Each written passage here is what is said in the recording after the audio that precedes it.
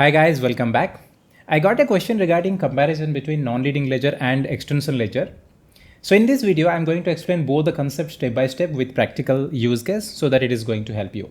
I already prepared one ledger concept, particularly the leading ledger and how it is applicable on financials or on books of accounts. If you want, you can check that particular video also. Now let's quickly recap the ledger concept. So as we know that in S/4HANA, we have different type of ledgers are there, and primarily you will find that we are working on leading ledger. So leading ledger, OL, 0L, anything you can say. So this is our primary books of accounts. That means in every company code, this is mandatory. So let's say any company, they don't have any operation anywhere else. They don't need any other books of accounts like parallelly they don't want to maintain anything, or it's a small entity. So in that case, leading ledger will be enough, and this will be your default ledger. So it is going to follow your main accounting principle. So whatever accounting principle we are following, whether it is Indian GAAP or IFRS or US GAAP, whatever. So it is default. The moment you are going to add a company code, by default, the leading ledger will applicable. So you can check that video, you will get more clarity on that. I will not go into that in this particular video. But sometimes business often need that along with our leading ledger, they want to report under multiple accounting standard, multiple accounting principles, or let's say they have to management point of view, they want to do various type of adjustments. So in that case, they need additional ledgers, and one of the ledger will be your non-leading ledger. There are two category of ledgers. Primarily, one will be your standard ledger and another one will be your extension ledger. Under the standard ledger, you will find the leading ledger and the non-leading ledger, and in other category, extension ledger. So in this video, we are going to do a comparison between the non-leading ledger and extension ledger. So why we need the non-leading ledger? So non-leading ledger, which is also we are saying that parallelly along with the leading ledger, we are going to use the non-leading ledger. So non-leading ledger is required in different scenarios. So it's not like when company is going to operate in multiple countries. So non-leading ledger will be there. I already prepared one video where company is only operating in one country, still they need non-leading ledger for their some requirement point of view. So this video I already prepared, maybe you can check this one. But basically non-leading ledger, you can say that when management reporting point of view, additionally we want to add the ledger. So in that case, non-leading ledger is required. Or sometimes let's say they want to report with multiple accounting principle. So in that case also non-leading ledgers will be applicable. Let me take here one example. So imagine your company is based in India. So that means your primary ledger, which is leading ledger, is connected with Indian accounting standard. Along with that, also we have registered with New York Stock Exchange. So that means in this case, we have two requirements. One will be as per the Indian accounting standard, and simultaneously we need to also apply the US GAAP. So for Indian regulation, for Indian law point of view, Indian accounting standard point of view, we must report in Indian accounting standard. But as already we have invested in US stock exchange, so in that case, from the US investor point of view, we have to also report in US GAAP. So parallelly, we are going to generate our reports with leading ledger as well as with the non-leading ledger. So leading ledger with Indian accounting standards, non-leading ledgers with US GAAP in this example, but it is not the only reason. So there can be anything or multiple reasons are there where we are going for non-leading ledger. So in this case, non-leading ledger will applicable when we are going for any requirement. So that requirement can be other countries. It may be related to other countries, or it is related to the same countries also. Now here we want to post all the adjustment entries, all parallel books of accounts we want to maintain with as per the requirement of the US GAAP. And obviously when we will go for US GAAP, that means our financial year will be different. So in India, we are going to follow April to March reporting, whereas in USA, we are going for Jan to December. So here depreciation concept will be different, revenue recognition will be different. So that means parallelly, we are going to maintain two books of accounts along with our leading ledger. Okay, so if we'll see what is the key point here. Key point is that means non-leading ledgers can have like as we have a leading ledger, similarly non-leading ledgers will be there, but it will have a different fiscal year and different currencies and different, of course, the accounting principle. So it is very helpful for your parallel accounting point of view, merger, or when there will be some additional requirement or statutory need will be there. Now let's take example of extension ledger. Why we need the extension ledger? Like your non-reading ledger, extension ledgers will be there. It will be one additional layer in our books of account. But this concept is different because we know that the non-reading ledger will create the duplicate issue. So whenever you are going to post a transaction and if it is not a ledger specific transactions, then duplicate entries will be there. But this problem is resolved with your extension ledger. Like your non-reading ledger, your extension ledgers are not independent ledgers. So it will be always the name itself extension of any existing ledger. So always we will take here one standard ledger. So that may be reading ledger or non-reading ledger, which we are saying that in this case, it will be our, let's say, leading ledger. So this leading ledger we are going to consider as our underlying ledger. This leading ledger is connected with one fiscal year. Example, April to March in my case. Then it will be also connected with one posting period. Example, posting period variant 1. So right now we are working with this ledger, and because of some business requirement, now we want to add one additional ledger. So, and that too we will not avoid, or we want to avoid the duplicacy also. Non-reading ledger you can't add in any point of time. So you realize in the mid of the year we need one additional ledger. So it is not possible. In the mid of the year you can't add the non-reading ledger. But extension ledger at any point of time we can add, and here we are going to also avoid duplicacy. Now in this case, if I want to add one non-reading ledger, so my extension ledger, so my primary ledger will be leading ledger, right? So that is my base ledger. On this ledger we are going to extend this ledger will be extended with one additional ledger, and for example here I am going to take my extension ledger as N2 ledger. For what purpose? So we will see the example. So now here we are going to follow one additional accounting principle maybe, or some other requirement point of view we are going to take here. And in this case, you can't change your fiscal year variant. In case of non-reading ledger, you can take two different fiscal year variants. Jan to December reporting for non-reading ledger, and primary ledger will be April to March. But in this case, whatever your underlying ledger, the same fiscal year will be applicable for your extension ledger. So that's why here you can see I have taken fiscal year April to March, and same is applicable for your extension ledger. But we can take a different posting period variant. So here, for example, we are using posting period variant as PPV1. So this will be posting period variant 2. So this is the concept of your extension ledger. Now let's take one example. So here our actual postings are going to be recorded with our statutory requirement point of view with our leading ledger, and let's say we have posted various type of transactions, and I have taken one example here. Let's say salary expense, monthly salary expenditure is 10,000, and every month this salary expense is going to be posted here with our leading ledger. And now we have two ledgers. For example, one will be my leading ledger, and all our books of account we are going to record with that. And also we have activated one more extension ledger for our management requirement point of view. I will give that example. And good thing is that whenever any transactions will be posted, so the data related to your extension ledger is not going to be updated in your AC docket table. But when we are going to post any transactions related to our leading ledger, so those transactions are also going to reflect in your N2 ledger in this case, because it's an extension of your standard ledger. Now let's take one example. Suppose management want to show one expected festive bonus, let's say Diwali bonus of 2000, and at this moment as the actual transactions are not started, so we are not going to touch the standard ledger, because all your real transactions we are going to record with the leading ledger.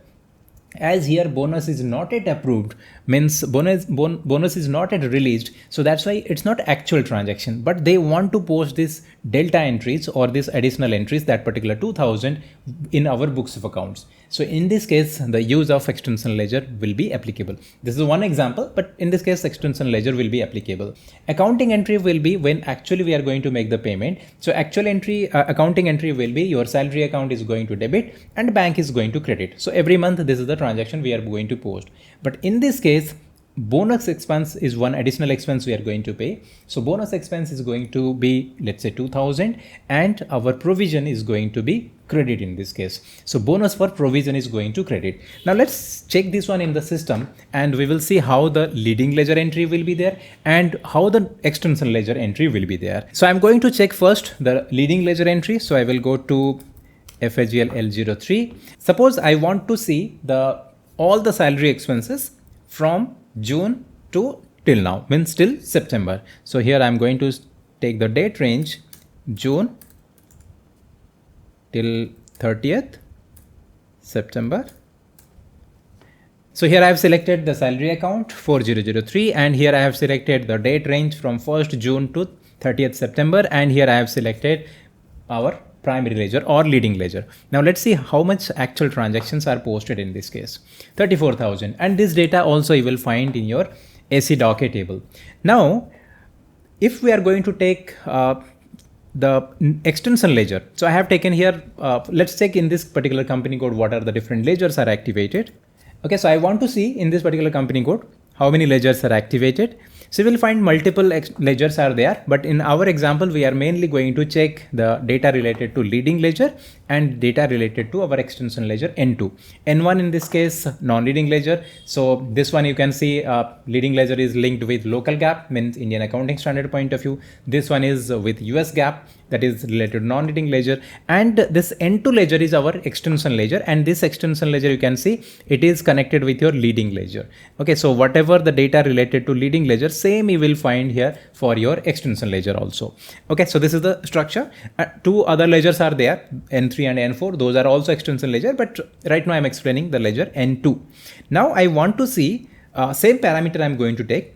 So that means leading ledger, instead of leading ledger I am going to take now N2 ledger. So let's check that one. So I will select here, same, I will keep the GL account 4003, and here I am going to take the date actual transaction. So I want to take here the date related to 23.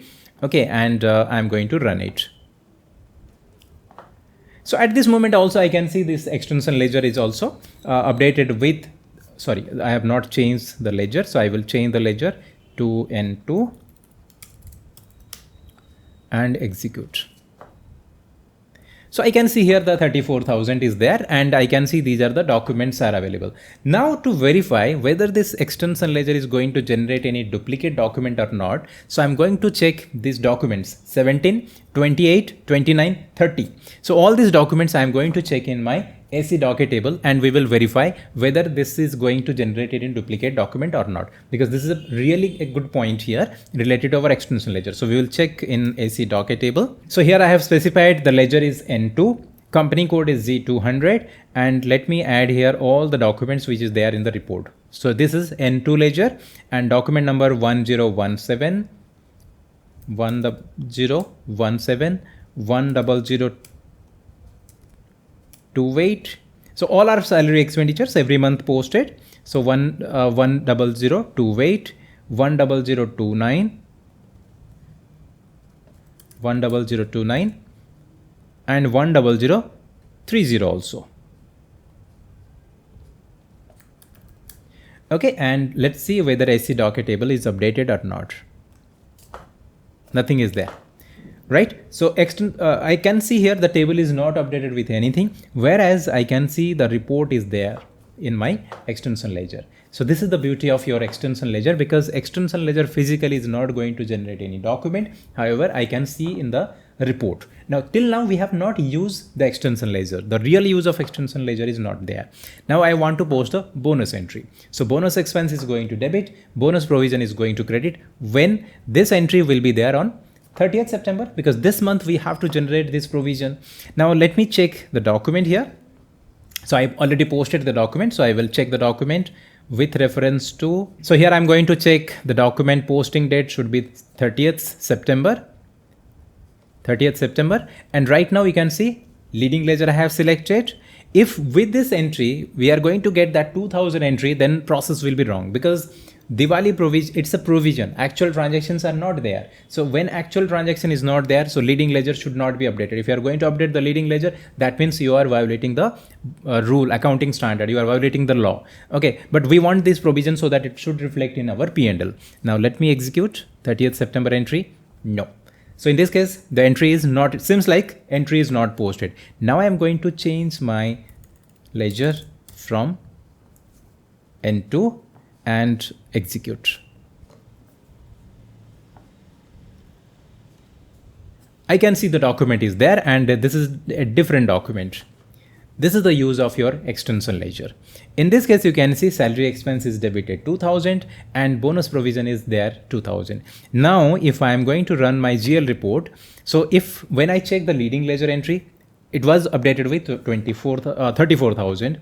Similarly, when I have checked my end to ledger up to 23 September, that time also I'm getting the same 34,000 only, right? So this data we verified with our AC docket table. It was not there. Now I'm going to extend this range till 30th September. Now see here. So what is how much the data here? 36,000. Now you can see the last document 82,000. This is your delta entry. This is the benefit of having the extension ledger. Now in this case, if you are going to prepare the P&L, in that case your extension ledger is going to update with the salary how much cost? 36,000. Leading ledger is updated with 34,000. Actual data is 34,000. But this 2,000 which is additionally we have updated here, that is our delta entry. So in this way we can use extension ledger because this is not actual entry. So that's why we have not used here the leading ledger. We have used here the extension ledger. So this is one example where we can use extension ledger, not the leading ledger, right? Now this we checked all the data which was not there in the AC docket table, but now if I'm going to remove all the document, you will find that your AC docket table should be updated with this document. So let me remove all the other documents. Now you can see the AC docket table is updated with that 82,000. So this is your provisional entry. This entry is not your actual entry, it is your provisional entry. So this is how we can use extension ledger. And in this case, there is no leading ledger updated, no duplicate entry of your salary, vendor, or any other. That means when you are going to use your extension ledger, duplicate entry is not going to be updated. It's not like if you are going to post with the extension ledger, then your primary ledger is going to be updated. It's just in this case, we have used for estimation purpose. Okay. So how system got the data here? It is inheritance, automatic inheritance, because N2 is inheriting the data from your primary ledger or your leading ledger, because I have defined my leading ledger is my underlying ledger for your extension ledger. So when we are going to prepare the profit and loss for N2, N2 is going to show 36,000, which is right now it's showing in my books of accounts also. So later, once actual transaction will be posted, let's say we posted one more transaction next month, or next we posted a transaction. So let's say we posted one vendor invoice. In this case, 5,000 is posted with your ledger 0L. So in that case, instantly your N2 ledger is going to update with 41,000. So from where I got the 41,000, 36,000 plus 5,000 without any extra work. So these entries are getting updated because of your inheritance rule. Then in this case, what will be the period end adjustment? Once the bonus is actually approved. So let's say HR approved here only 1,500. Maybe management prepared the budget for 2,000, but HR approved only 1,500. So in this case, the actual entry will be posted on Diwali date or whenever they have decided. So the actual entry will be your Diwali bonus expense is going to debit 1,500 and your bank is going to credit 1,500. Then later we are going to reverse the adjustment entry. That means this entry has to be reversed, this 2,000. So this entry or the forecast entry will be reversed so that books of account will be nullified. So that means no need to post any full postings, only delta postings we are going to record, or it is going to store the extension ledgers. So it is ideal for your planning, for predictive analysis, for simulations, or any management only report point of extension ledger will be applicable. And definitely in interview you will find one scenario related questions related to extension ledger. Extension ledger, again, let me clarify, this is not the only use of extension ledger, but always you will find something this type of requirement. When it will be there, we are going to use extension ledger. And here we can't change the fiscal year variant. Whatever your fiscal year currency of your leading ledger, same will be there for your extension ledger. So that's why when I have checked that time the table, so we verified that our leading ledger data and your extension ledger data is like almost same. Now let's quickly compare our non-leading ledger and extension ledger. So here you can see this table. So data stores always for your non-leading ledger, it will be independent. Like we have a leading ledger, similarly we have an independent ledger, non-leading ledger. And extension ledger is going to inherit the data from the base, from your underlying ledger. For non-leading ledger, you will have a separate fiscal year variant. But in case of not extension ledger, whatever your primary ledger or your underlying ledger, same fiscal year variant we have to use. I already explained that one earlier. Currency also, in case of non-leading ledger, we can take a different currency settings, whereas for extension ledger, it will inherit from your standard ledger. So posting adjustments, normal postings will be posted with your non-leading ledger. So you want to take a different depreciation area for leading ledger, different depreciation area for non-leading ledger, just independent ledgers like your leading ledger. So that's why this non-leading ledger is considered as one of our standard ledger, whereas extension ledger is the delta entries. We have posted the delta entries. Okay, so use case, if we'll see, non-leading ledgers will be local GAAP, parallel GAAP, then group reporting. In that case we can use, whereas extension ledgers, exclusively in few areas we are going to use the extension ledger. So one interview question, maybe here it will come, that when you will use the non-leading ledger instead of extension ledger, because don't think that everywhere we are going to use extension ledger. Extension ledger maybe reduce the use of non-leading ledger, but in some cases you are going to use only the non-leading ledger. I mean leading ledger and non-leading ledger. Everywhere you can't use the extension ledger. So non-leading ledgers we are going to use when we need a complete books of accounts, independent books of accounts like your leading ledger. The answer, for example, in asset accounting, you will think that I will use the extension ledger. No, it's not possible. So use of extension ledger only when we need some adjustment entries. So that's why I'm saying for forecast point of view, for delta entries, on top of your existing ledger, you are going to use the extension ledger. So, and that base ledger can be non-leading ledger or it can be leading ledger. In my example, I have taken base ledger as my leading ledger. Okay, so remember this one, non-leading ledger equivalent to your parallel accounting, whereas extension ledger is your one of the adjustment layer. So I hope it is clear. So if any question, please let me know. I will clarify that one. See you with another video. Bye.